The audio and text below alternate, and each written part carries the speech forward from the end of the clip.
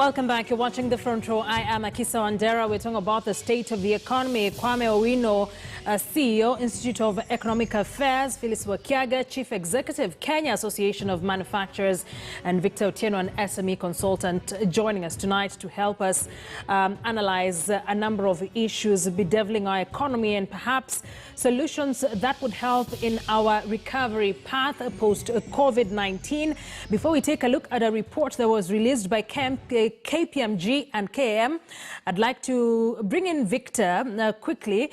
Among the raft of measures announced yesterday by the president, one of the things was the credit guarantee scheme that Phyllis Wakiaga has said is a very, very much welcome move. Perhaps this risk-sharing partnership between the government and banks that, of course, will afford enterprises across the country access to credit and increase the amount that they can lend to the sector by an additional 100 billion shillings. How much does it mean for these businesses? And long term, how do you analyze how this will look like? Yeah, so I think I would have to agree in terms of, the credit guarantee scheme, in terms aiding financial inclusion of SMEs. But I think I take it with a pinch of salt based on how well it's actually implemented. For me, I think it's a bit risky focusing on financial institutions as the only suppliers of credit. If you look world over, there are different players who help finance business. There are different players such as venture capitalists, private equity funds, angel investors, etc., etc. And more importantly is the rapid rise and importance of fintech entities towards financial inclusion. So I think the credit guarantee scheme is good, but having a more open conversation with different suppliers of credit would make more sense moving forward. So that the burden is not only on banks, because remember at the end of the day, banks 100% rely on collateral as a basic measure for assessing your credit worthiness. Just maybe to add, we already have, I think I forget the actual law that allowed for you to borrow through assets that are within your reach. If you look at that particular law, banks have not really fully complied with it because their risk attitude is 100% purely pegged on collateral that is movable. So what, you don't expect that this would be impactful for these small and medium-sized enterprises at all? Yeah, so if you look at the characteristics of SMEs currently, 79% of them are informal. So it means that if they're informal, they ideally are not playing in the formal financial ecosystem.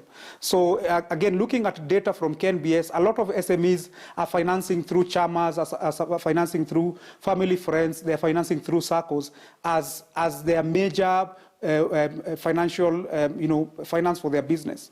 So traditionally, SMEs have not really been taking up banks as per se. So that connection is still not there. At the end of last year, we had STAWI, which I think was modeled similar to fintech organizations. That up to date, we've not received a report on the same, other than that it was being piloted in Kikomba. So again, that would have been a good initiative for central bank and the financial institutions to tap into the SME market, but that has not been forthcoming. So I'm cautiously optimistic around the credit guarantee scheme. Cautious optimism, I like that. But I want us to quickly take a look at some of the slides, a report by KPMG and the Kenya Association of Manufacturers, because at this point there's something I'd like Phyllis Wakiaga to talk about. Let's quickly take a look at that report, some of the highlights of this particular report. So the demand for essential goods fell by 74%, with 76% suffering severe cash flow problems in May 2020. This was a survey by KAM and KPMG. 86% of MSMEs had cash flow constraints, and Victor has also stated that, and 64% had challenges paying taxes, salaries. Let's move on to the next slide.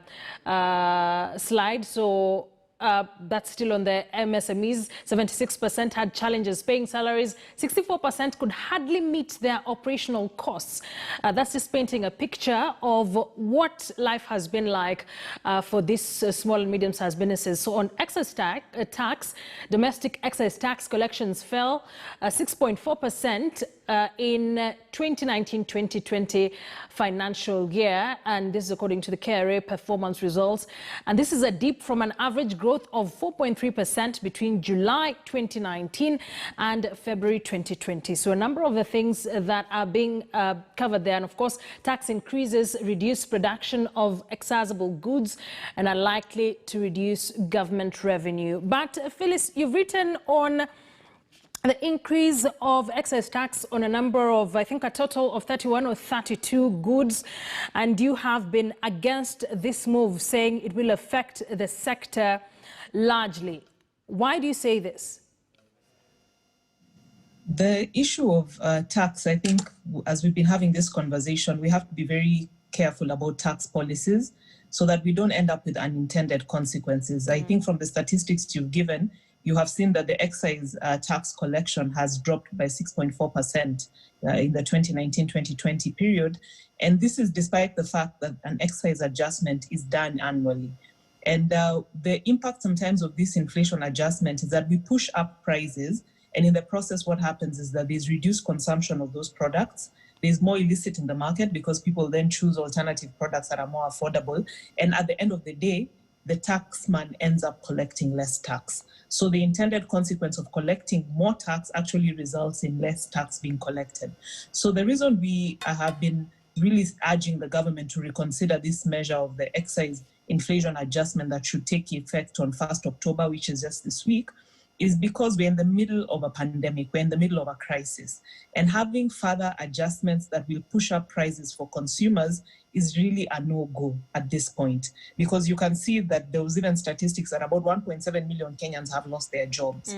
Businesses are struggling, there are cash flow constraints. When we have an additional tax during this period, I think it's really something we need to reconsider, because the impact it could end up having will simply be a burden on taxpayers, reduced tax collection at the end of the day. So the conversation we are having is how do we not carry out the excise inflation adjustment this year, but really just get more consumption so that we push up the volumes instead of affecting the pricing and then eventually pushing the price up, and KRA ends up not collecting any more revenue.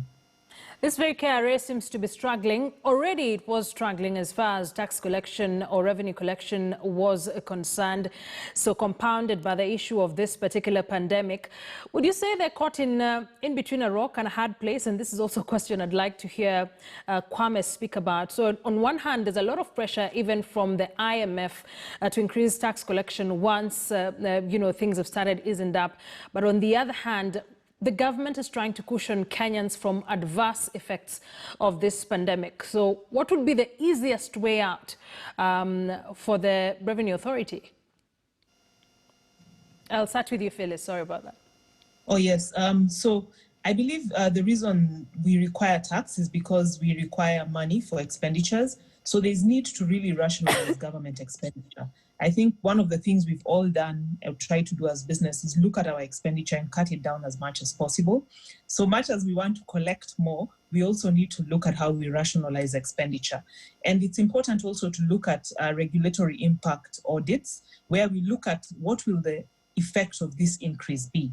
In this case, we are actually demonstrating that the inflation adjustment on excise will actually result in less collection. And you can see it even from the statistics you have given.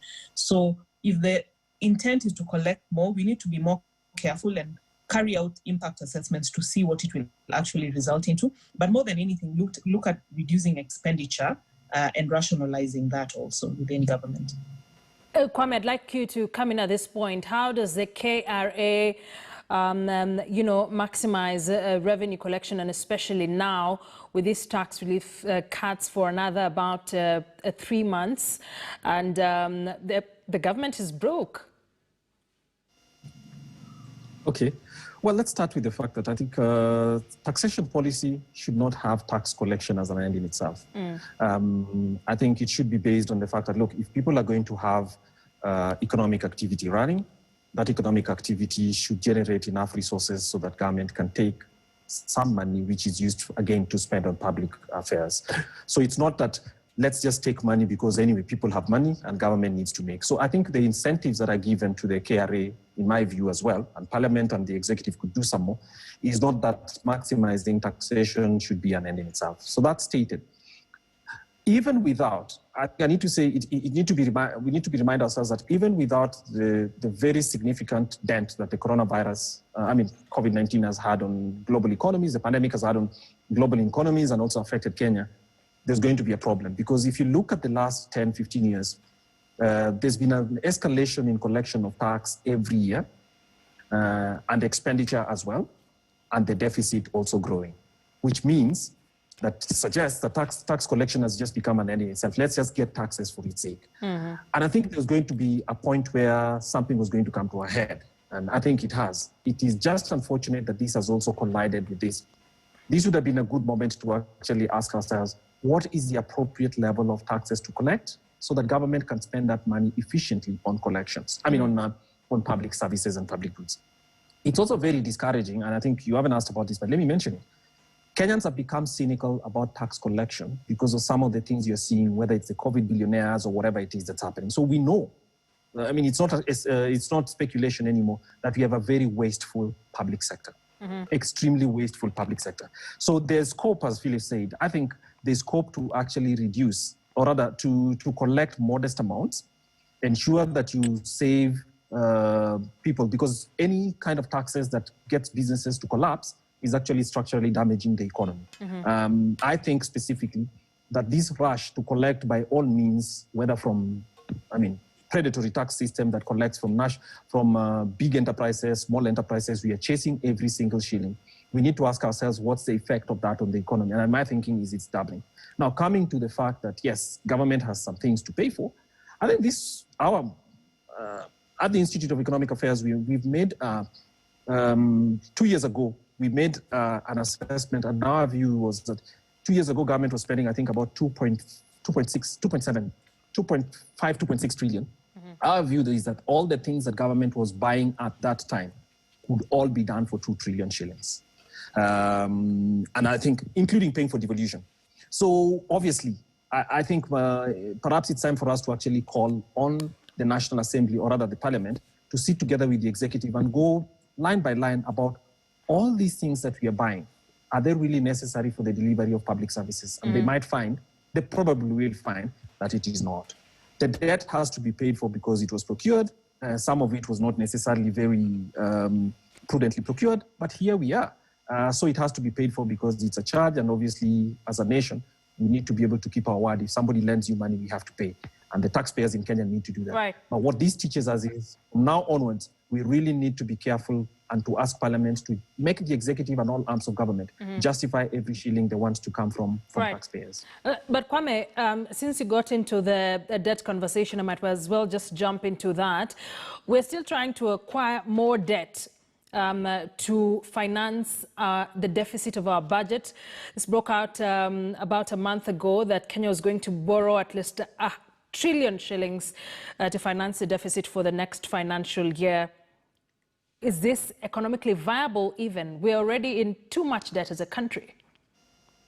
Okay, I think it's true, but there's no choice. There'll be more borrowing to go for a while because, so for instance, today, this year, based on government's estimates, the tax collection was expected to be about 1.6 trillion or 1.7 trillion at the best. Debt payments alone is 904 billion. So more than 50% of every shilling collected in taxes from us is going to be used to pay for a debt.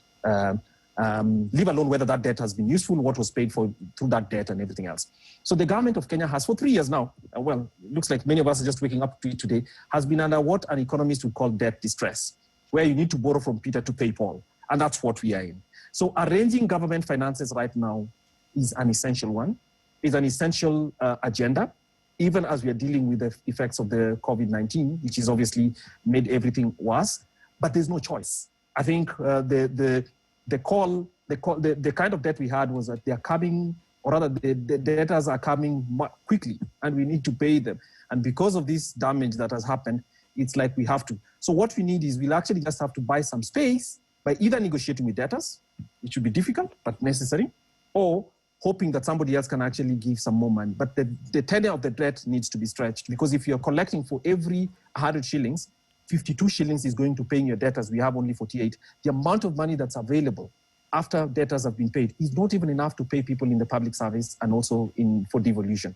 That's the situation we are in. So yes, Kenyans are upset about that. The moment to have been upset was when those new trains were being bought and all of us were cheering them.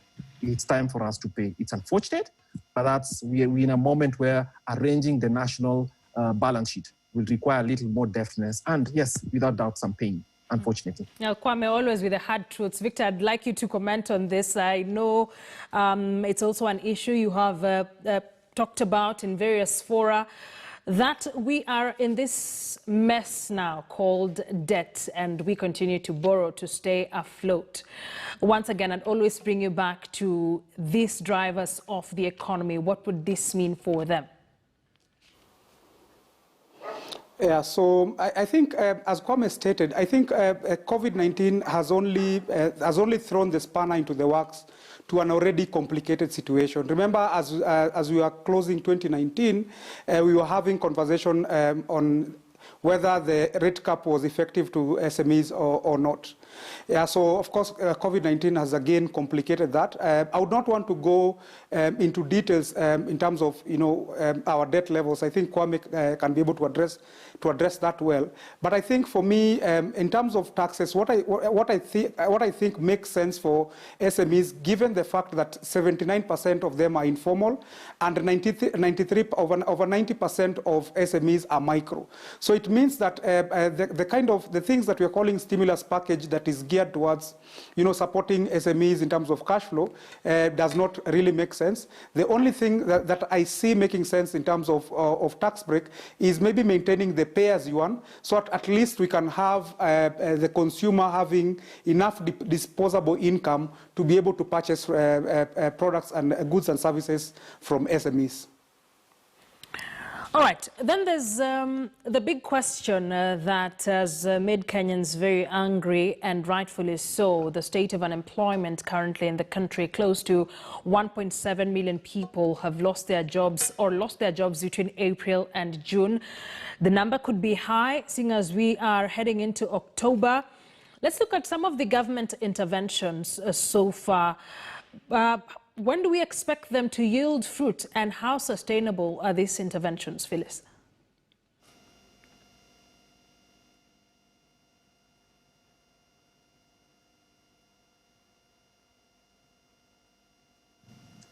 Yes, my mic. Yes, thank you. The reality, as both Kwame and Victor mentioned, is that COVID threw a spanner in the works to some areas that were already struggling.